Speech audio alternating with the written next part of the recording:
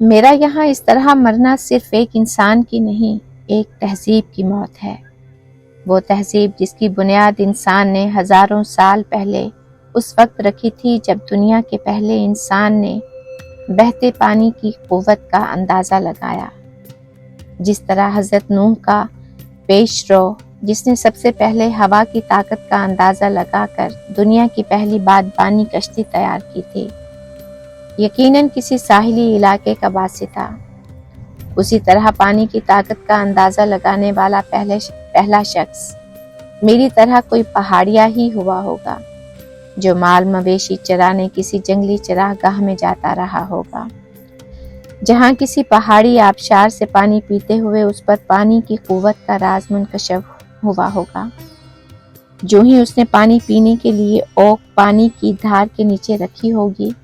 اور پانی نے اسے زور سے دھکیلا ہوگا، اس پر پانی کی قوت کا راز منکشف ہو گیا ہوگا۔ وہ کئی دن تک اس بارے میں غور و فکر کرتا رہا ہوگا، اور پھر اس نے اسی آبشار کے کنارے موجود جنگلی انار کے درخت سے انار توڑ کر اس کے پیٹ میں انار ہی کے 8-10 موٹے کانٹے کھبو کر اور ایک پتلی لکڑی اس کے آر پار کر کے اسے ایک دوسری لکڑی میں یوں پیوست کر لیا ہوگا کہ حرکت دینے پر وہ گھوم سکے۔ یوں ایک کھلونا بنا کر وہ ایک عرصے تک اس سے کھیلتا رہا ہوگا۔ ایک دن جب اس کی ماں یا بیوی جس کے ذمہ دانے پیسنے کی ذمہ داری رہی ہوگی بیمار پڑی ہوگی اور اسے خود ہاتھ چکی چلانا پڑی ہوگی، تو چکی چلاتے ہوئے جب اسے پورا زور لگانا پڑ رہا ہوگا تو اس کے ذہن میں ایک ایسی چکی کا تصور ابھرا ہوگا جسے چلانے کے لیے انسانی ہاتھوں کی قوت درکار نہ ہو۔ اس معاملے پر سوچتے سوچتے معاً اسے اس کھلونا جندر کا خیال آیا ہوگا جس سے وہ ایک عرصے تک کھیلتا رہا ہوگا۔ اس نے اس منصوبے پر عمل درآمد کے لیے اپنے خاندان یا قبیلے کے سیانوں سے مشورہ کیا ہوگا، جس سے سب نے مسترد کر دیا ہوگا کہ ان کا ذہن کسی ایسی حرکت کا تصور ہی نہیں کر سکتا ہوگا جو کسی انسان یا جانور کی طاقت کے بغیر عمل میں لائی جا سکے، لیکن وہ میری بیوی کی طرح اپنی ہٹ کا پکا ہوا ہوگا اور اس نے تنہا ہی اپنی کوششیں جاری رکھنے کا عزم کیا ہوگا۔ ممکن ہے ایک آدھ آدمی کو اس نے اپنا ہم نوا بھی بنا لیا ہو جس نے اس منصوبے کی تکمیل میں اسے مدد دی ہو۔ وہ کئی دن تک کسی آبشار کے کنارے بیٹھا اپنے ذہن میں اس منصوبے کا خاکہ تیار کرتا رہا ہوگا۔ پھر اس نے اپنے ذہن میں موجود جندر کے اس نقشے کو پتھر ہی کے قلم سے ایک سلیٹ نما پتھر پر اتارا ہوگا۔ پھر اسی آبشار کے کنارے کھڑے کسی درخت کو کاٹ کر اس کے موٹے تنے سے فٹ بھر ٹکڑا علیحدہ کر کے اسے یوں تراشا ہوگا کہ وہ دور سے دیکھنے پر ایک بڑا انار ہی نظر آئے۔ باقی تنے سے اس نے 2 درجن کے قریب ہتھیلی بھر چوڑی لکڑی کی پھٹیاں تراشی ہوں گی اور انار نما تنے میں تھوڑے ترچھے سوراخ کر کے انہیں اس میں ٹھونک دیا ہوگا۔ پھر اس نے اسی درخت کی کسی سیدھی شاخ سے ایک مضبوط دستہ تراش کر اسے اس کے اوپر والے سرے میں ٹھونک دیا ہوگا۔ یوں ویسا ہی یا اس سے ملتا جلتا ایک چرخہ تیار ہو گیا ہوگا جیسا اس وقت میرے اس جندر کے نیچے گھوم رہا ہے۔ یوں ویسا ہی یا اس سے ملتا جلتا ایک چرخہ تیار ہو گیا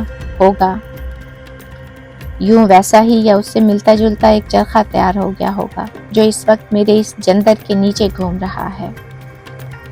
اگلے مرحلے میں اس نے پتھر کے 2 ویسے ہی پاٹ تراشے ہوں گے جیسے اس کے گھر میں پہلے سے موجود ہوں گے۔ پھر اس نے ایک ایسی جگہ کمرہ تیار کیا ہوگا جہاں سے وہ ندی کا پانی موڑ کر ایک خاص بلندی پر سے لکڑی کے ایک عمودی پرنالے کے ذریعے گرا سکے۔ اس پرنالے کے آگے جہاں پانی گر رہا ہوگا اس نے لکڑی کا ایک بھاری تختہ جس کے وسط میں اس نے پہلے ہی سوراخ کر رکھا ہوگا بچھایا ہوگا، اور پھر اس سوراخ میں چرخے کا نیچے والا سرا یوں پیوست کیا ہوگا کہ جب پانی اس کے گرد لگی لکڑیوں کی پھٹیوں کو دھکیلے تو وہ آسانی سے اپنے محور پر گھوم سکے۔ اس چرخے کے عین اوپر کمرے کے فرش پر اس نے پتھر کے تراشے گئے 2 پاٹوں میں سے ایک زمین میں نصب کیا ہوگا اور چرخے کے دستے کی اوپر والا سرا اس نے سوراخ میں سے گزار کر اس کے اوپر لکڑی یا لوہے، اگر اسے لوہا دستیاب تھا، کی ایک ٹی نصب کی ہوگی، اور پھر اس کے ناپ کے مطابق اوپر والے پارٹ کو چھنی سے کھرچ کر اس میں یوں فٹ کر دی ہوگی کہ جب چرخہ گھومے تو اوپر والا پارٹ بھی اس کے ساتھ گھومنے لگے۔ اس کام کی تکمیل کے بعد اس نے پتھر کا ایک بڑا کھارا تراشا ہوگا اور پارٹوں کے پیچھے ایک اونچا تھلا بنا کر اسے اس کے اوپر نصب کر دیا ہوگا، پھر اس کے وسط میں سوراخ کر کے لکڑی کی نالی کے ذریعے اسے ان پارٹوں کے وسط میں بنائے گئے سوراخ سے یوں ملا دیا ہوگا کہ اگر کھارے میں دانے انڈیلے جائیں تو وہ آہستہ آہستہ سرکتے ہوئے پارٹوں کے درمیان گرنے لگیں۔ یہ سب کر چکنے کے بعد جب اس نے پانی موڑ کر پرنالی کے ذریعے جندر میں گرایا ہوگا اور وادی پہلی دفعہ جندر کی کوک سے آشنا ہوئی ہوگی تو جندروئی تہذیب کا آغاز ہوا ہوگا۔ جندر نے ہزاروں سال انسان کا ساتھ دیا اور اس کی تمدنی زندگی میں بہت اہم کردار ادا کیا۔ پانی سے بجلی پیدا کرنے کا خیال بھی انسان کو یقیناً جندر ہی نے بخشا۔ مجھے تو یقین ہے کہ پن بجلی کا پہلا تجربہ کرنے والا سائنسدان یا تو کسی جندروئی کا بیٹا تھا یا اس کا رشتہ دار۔ ہزاروں سال تک انسان کا ساتھ نبھانے والی جندروئی تہذیب اب آہستہ آہستہ اپنے انجام کو پہنچ رہی ہے، اور میرے اس جندر کی تباہی کے بعد اس میں مزید تیزی آ جائے گی۔ کچھ علاقوں میں جو جندر ابھی چل رہے ہیں وہ بھی اگلے کچھ سالوں میں کھنڈر ہو جائیں گے، کہ جندر ہی کی کوک سے پیدا ہونے والی پن چکی سے چلنے والی چکیاں اب ہر گاؤں میں نصب ہونے لگی ہیں۔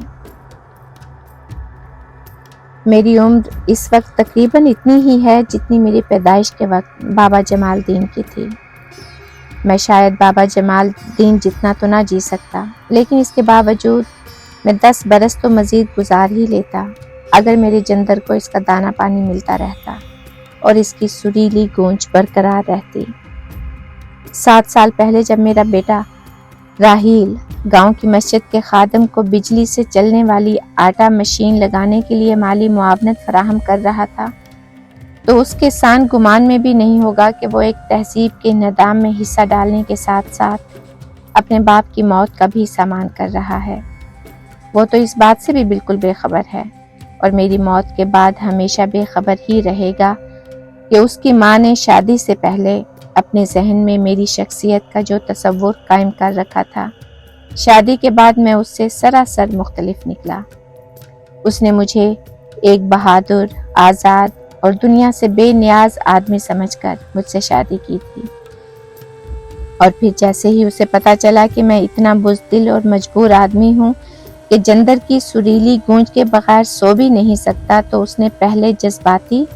اور پھر ایک ناقابل توسیع اور مبہم انداز میں مجھ سے علیحدگی اختیار کر لی تھی۔ میرے رشتہ داروں سمیت تمام گاؤں والے اس بات پر حیران تھے، اور حیران نہ ہونے کی ان کے پاس کوئی وجہ بھی نہیں تھی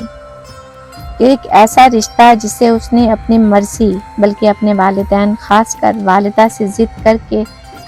استوار کیا تھا، اتنی آسانی سے کیوں اور کیسے توڑ لیا، اور وہ بھی سال سوا سال کے مختصر عرصے میں،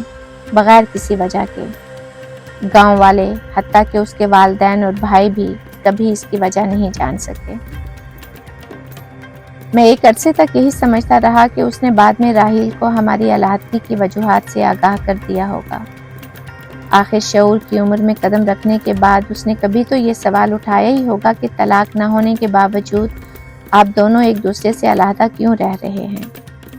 لیکن بہت عرصے بعد مجھ پر کھلا کہ اس نے یہ راز ہمیشہ کے لیے اپنے سینے میں دفن کر دیا تھا،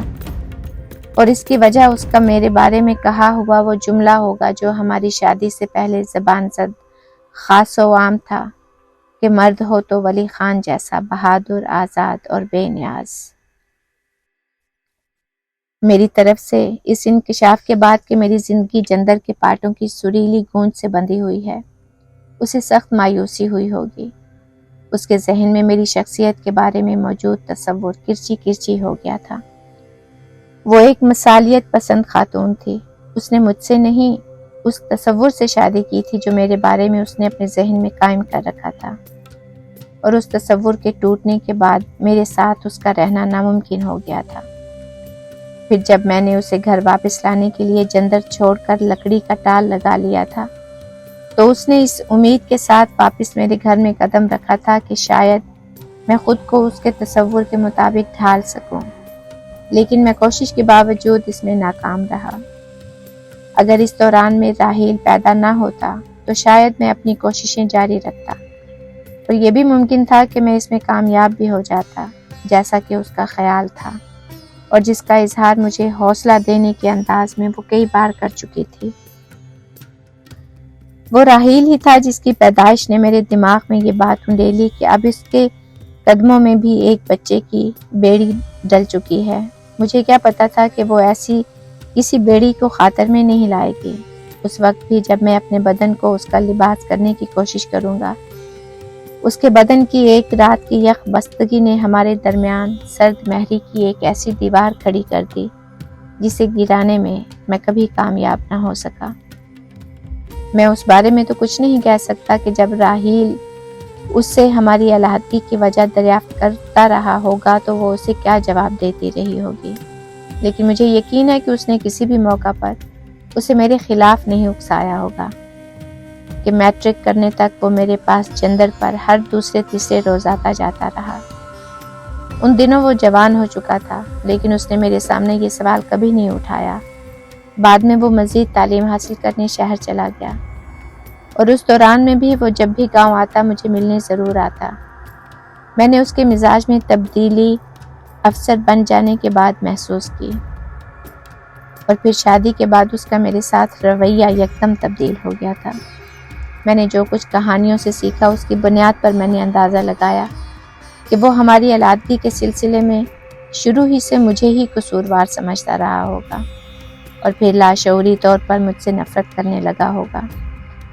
یہ نفرت اس رقابت سے سراسر مختلف رہی ہوگی جسے فرائیڈ نے ایڈیپس کمپلیکس کا نام دیا تھا۔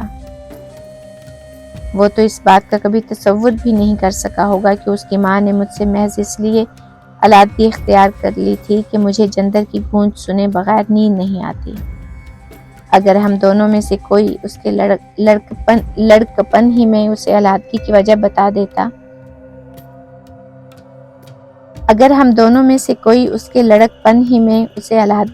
بتا دیتا، تو آج وہ یقیناً ایک مختلف شخص ہوتا، اور نہیں تو کم از کم میری شخصیت کے بارے میں اس کا تصور لازماً مختلف ہوتا، اور اس کے دل میں میرے خلاف نفرت کے بجائے ترحمی کے جذبات ابھرتے۔ بے شک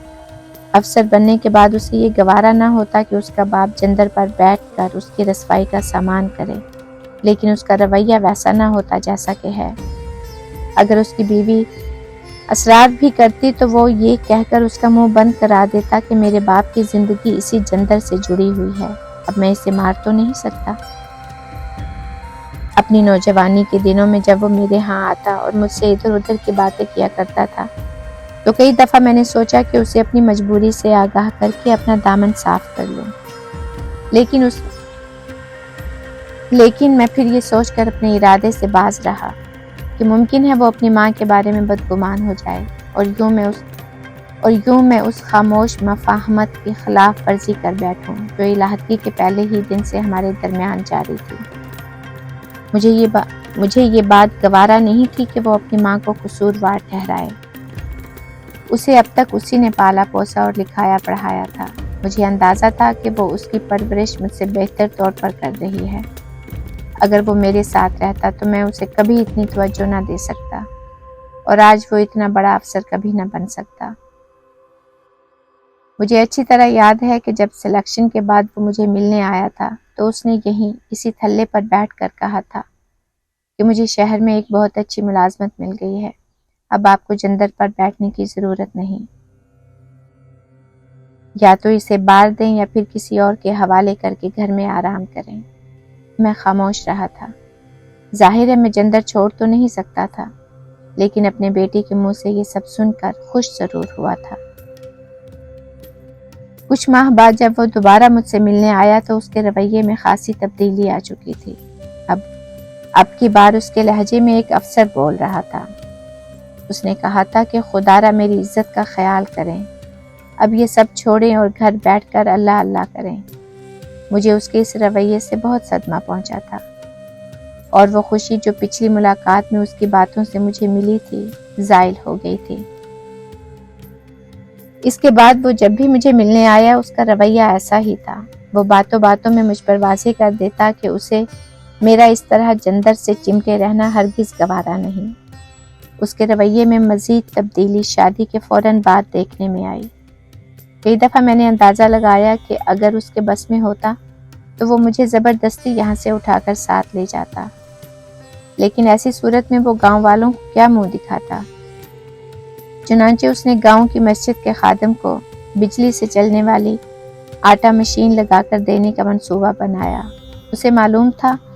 کہ ارد گرد کے دیہات میں پہلے سے آٹا مشینیں چل رہی ہیں اور صرف ہمارے ہی گاؤں کے لوگ اب ابا کے جندر پر آٹا پسوانے جاتے ہیں۔ جب ان لوگوں کو یہ سہولت گاؤں ہی میں دستیاب ہو جائے گی تو کوئی ادھر کا رخ نہیں کرے گا۔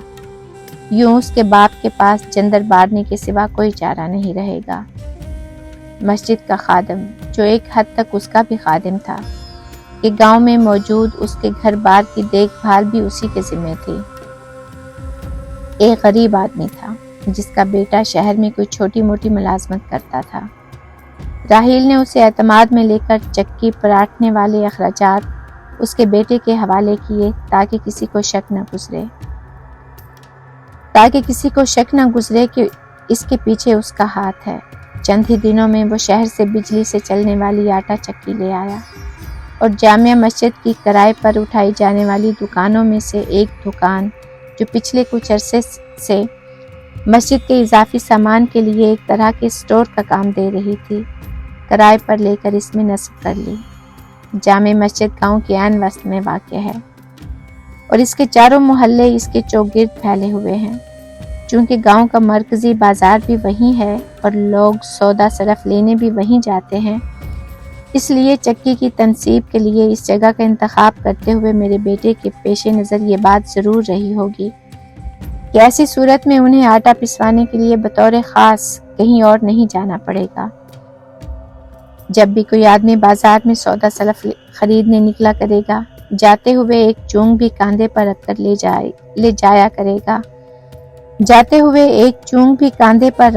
جایا کرے گا، جبکہ میرے جندر پر آٹا پسوانے انہیں بطور خاص آنا پڑتا تھا، اور وہ بھی اتنی دور ایک دشوار گزار ڈھلوانی راستہ اتر کر۔ واپسی پر تو انہیں آٹا اٹھا کر میل بھر چڑھائی بھی چڑھنا پڑتی تھی اور بیشتر لوگوں کا سانس پھول جاتا تھا، لیکن اس کے باوجود بھی پہلے پہل بہت سے لوگوں نے میرے جندر سے رشتہ نہیں توڑا۔ ان میں سے کچھ تو ایسے تھے جو مروتاً میرے پاس آٹا پسوانے آتے تھے اور پرانی لاج نبھاتے تھے، اور کچھ ایسے بھی تھے جو سمجھتے تھے کہ مشین سے پسوائے گئے آٹے میں سواد نہیں، خاص کر بوڑھے بزرگ جو مجھ سے بڑے یا میرے ہم عمر تھے، انہیں تو مشین سے پسوائے گئے آٹے کی روٹی کا بالکل ہی سواد نہیں آتا تھا۔ یہی وجہ ہے کہ 4-5 سال تک تو اتنے دانے میرے جندر پر آ ہی جاتے تھے کہ کم از کم رات بھر جندر کی سریلی گونج ندی کے شور کرتے پانی پر تیرتی رہتی اور مجھ سمیت یہاں کی ہر چیز خوشی سے جھومتی رہتی۔ پھر آہستہ آہستہ ان میں کمی آتی گئی اور میں نے بھی معمول بنا لیا کہ صرف سوتے وقت انہیں کھارے میں اڑیلتا تاکہ جندر گونجتا رہے اور 3-4 گھنٹے میری آنکھ لگی رہے۔ پھر جیسے ہی دانے ختم ہوتے اور جندر کی خوشگوار آواز ایک ہوک میں تبدیل ہوتی، میں جاگ جاتا۔ اگر دوسری چونگ موجود ہوتی تو اسے کھارے میں اڑیل دیتا اور دوبارہ سو جاتا، نہیں تو اسی نیند کو غنیمت سمجھ کر خدا کا شکر ادا کرتا۔ لیکن جیسے جیسے چونگیں آنا کم ہوتی گئیں، میری نیند بھی کم ہوتی گئی۔ اسی دوران میں کبھی کبھار 1-2 دنوں کا وقفہ بھی آ جاتا، اور بارہا ایسا بھی ہوا کہ میں مسلسل 70-72 گھنٹے تک بھی جاگتا رہا۔ لیکن پھر جیسے ہی کوئی چونگ اٹھائے جندر کا رخ کرتا، میں انہیں کھارے میں اونڈیل کر بھاگتا ہوا جندر کے پچھواڑے جاتا اور آدھا پانی موڑ کر جندر کو ہلکی رفتار سے چلا کر یہیں تھلے پر سو جاتا۔ لیکن اب گزشتہ 45 دنوں سے تو میں تقریباً جاگ ہی رہا ہوں، کہ کسی نے بھی ادھر کا رخ نہیں کیا۔ شاید اب بوڑھے بھی مشینی آٹے کی روٹی کے عادی ہو چکے ہیں۔ میری معدوم ہوتی یادداشت میں 45 دن پہلے کا وہ لمحہ اب بھی پوری طرح نقش ہے، جب چونگ پیس کر جندر کی کیل اٹھاتے ہوئے میرے ذہن میں یہ خیال بجلی کے کوندے کی طرح لپکا تھا کہ میں اپنی اور جندر کی زندگی کی آخری چونگ پیس چکا ہوں۔ مجھے یقین ہے کہ جب قیامت کے دن مجھے اٹھایا جائے گا تو میری یادداشت میں سب سے پہلے یہی منظر ابھرے گا۔ یہ بالکل ایسے ہی ہے جیسے ہم جب کسی فوت شدہ عزیز کا چہرہ دیکھتے ہیں تو وہ ہمارے ذہن پر یوں نقش ہو جاتا ہے کہ اس سے متعلق باقی یادوں کو تقریباً مٹا کر رکھ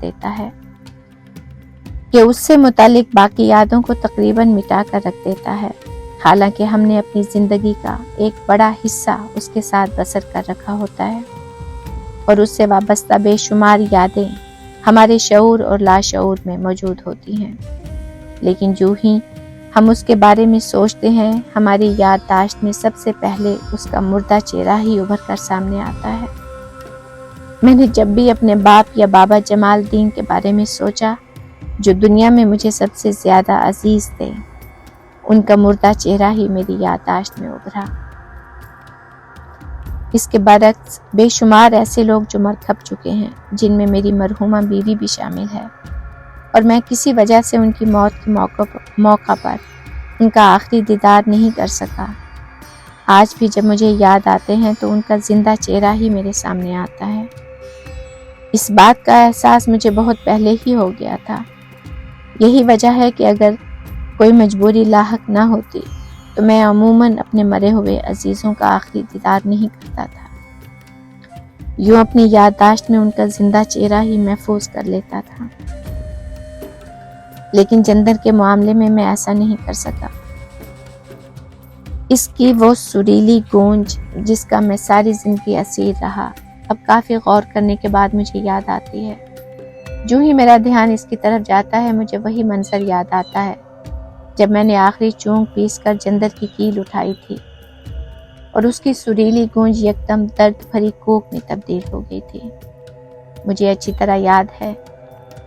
کہ اس خیال کے آتے ہی میں نے پیچھے مڑ کر ایک نظر دروازے کے اس پار سامنے والی پہاڑی پر ڈالی تھی جہاں ڈھلتے ہوئے سورج کی کرنوں نے پلاہٹ پھیلا رکھی تھی، اور مجھے یوں لگا تھا کہ جیسے سورج کوہ مل کے پہاڑوں کے پیچھے نہیں میرے دل میں ڈوب رہا ہے۔ جوں جوں سورج ڈوبتا جا رہا تھا اور شام کے سائے گہرے ہو رہے تھے، مجھے اپنا وجود پھیلتا ہوا محسوس ہو رہا تھا۔ جب سورج کی آخری کرنیں پہاڑی کی چوٹی پر موجود کاہو کے سب سے بلند و بالا درخت کی آخری پھنگنوں پر سے آہستہ آہستہ غائب ہو رہی تھیں، مجھے لگا جیسے سورج میرے دل کے کسی نہاں خانے میں گم ہونے کو ہے اور میرے وجود کا سایہ کائنات کی ہر شے کو اپنی لپیٹ میں لے رہا ہے۔ اگلے کچھ ہی لمحوں میں ساری کائنات میرے وجود کے اندھیرے میں گم ہو چکی تھی۔ میں ساری رات جندر کے رکے ہوئے پاٹ کے سامنے تھلے پر بیٹھا اپنے وجود کی گہرائیوں میں گم ہو چکی کائنات کو ٹٹولتا رہا تھا۔ اگلی صبح سورج مشرقی پہاڑی کی چوٹی سے نہیں، میرے معدوم ہوتے وجود کی گہرائیوں سے ابھرا تھا۔ جو ہی کائنات پر سے میرے وجود کا سایہ چھٹا، میں اٹھا اور جندر کے پچھواڑے جا کر لکڑی کا پشتا جو پرنالے کے اوپر والے سرے میں پیوست تھا کھینچ کر نکالا اور دوسری طرف والی نالی میں گھسیڑ دیا۔ جو ہی پانی کی دھار نے چرخے کو چھوا، جندر کی ہوک مجھے پانی کے شور میں بھی سنائی دینے لگی۔ میں آہستہ آہستہ قدم اٹھاتا واپس آیا اور جو ہی جندر کی دہلیز پر قدم رکھا مجھے لگا جیسے یہ درد بھری ہوک میرے اندر سے اٹھ رہی ہے۔ مجھے ایک درد بھری سرشاری ہوئی، ویسی ہی سرشاری جیسے خود اذیتی کے شکار لوگوں کو ہوتی ہے، لیکن میں اس خود اذیتی سے زیادہ لطف اندوز نہ ہو سکا۔ جلد ہی مجھے جندر کے پچھواڑے جا کر پانی موڑنا پڑا کہ اوپر والے پارٹ کے ساتھ لکڑی کی وہ کیل جسے کھینچنے سے اوپر والا پارٹ اپنے معمول سے تھوڑا سا اوپر اٹھ کر نچلے پارٹ سے رگڑ کھائے بغیر گھومتا رہتا ہے، یکدم ٹوٹ گئی اور دونوں پارٹوں کی آپس میں رگڑ کی وجہ سے کمرے میں اتنی گرد اور بو پھیل گئی کہ وہاں ٹکنا محال ہو گیا۔ اس روز میں ساری رات کوئی ایسی صورت نکالنے کے منصوبے بناتا رہا کہ جندر کے دونوں پارٹ آپس میں رگڑ کھائے بغیر مستقل گھومتے رہیں۔ صبح اٹھ کر میں نے کوہ مل کے دامن میں واقع اس گاؤں کی راہ لی جس کے ایک کچے گھر میں کسی دور میں چچا جان محمد اور اب اس کا بیٹا فضل رہتا ہے۔ فضل اپنے باپ کی طرح جندر کا ماہر کاریگر تھا اور جن دنوں آٹا پیسنے کا واحد ذریعہ جندر ہی تھے، جندروئیوں میں اپنے کام کی وجہ سے بہت مقبول تھا۔ علاقے میں چلنے والے جندروں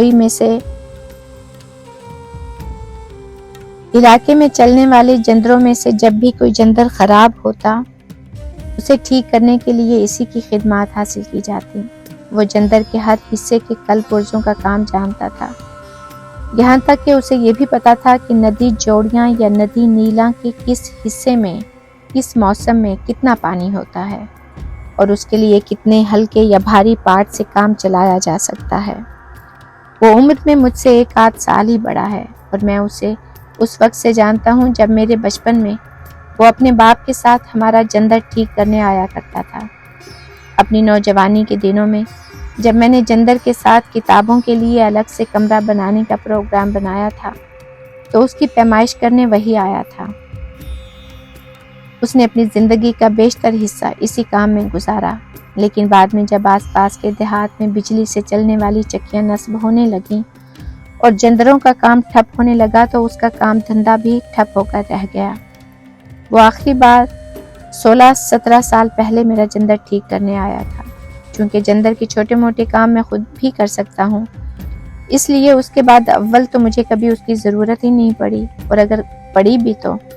یہ سوچ کر کہ اب وہ اس پیشے کو ترک کر چکا ہے اور معلوم نہیں اس کے پاس ضروری اوزار ہیں بھی یا نہیں، میں نے اسے کبھی زحمت نہیں دی۔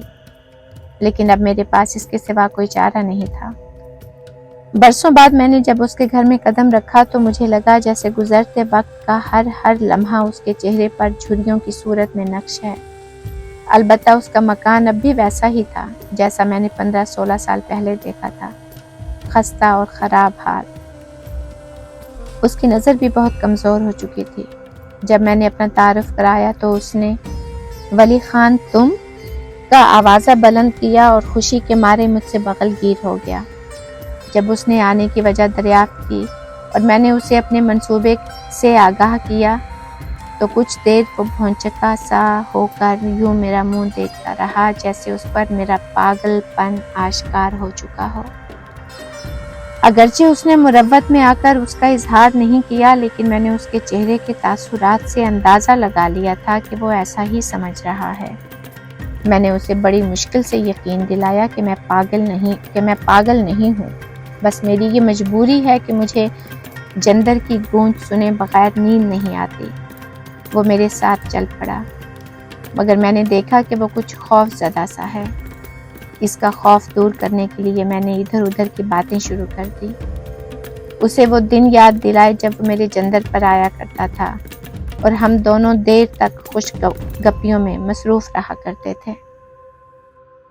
میں نے اسے اس کے سنائے ہوئے لطیفے بھی یاد دلائے تاکہ اس کا شک دور ہو جائے۔ مجھے خدشہ تھا کہ وہ کہیں راستے ہی سے نہ کھسک جائے اور میرا منصوبہ دھرے کا دھرا رہ جائے۔ جندر پر پہنچتے ہی اس نے اپنا کام شروع کر دیا اور سورج ڈھلنے سے پہلے اس نے اوپر والے پارٹ کا مستقل طور پر ایسا بندوبست کر دیا کہ اوپر والا پارٹ نچلے پارٹ سے رگڑ کھائے بغیر ہی گھومتا رہے۔ میں نے جب اسے مزدوری دینے کی کوشش کی تو اس نے یہ کہہ کر لینے سے انکار کر دیا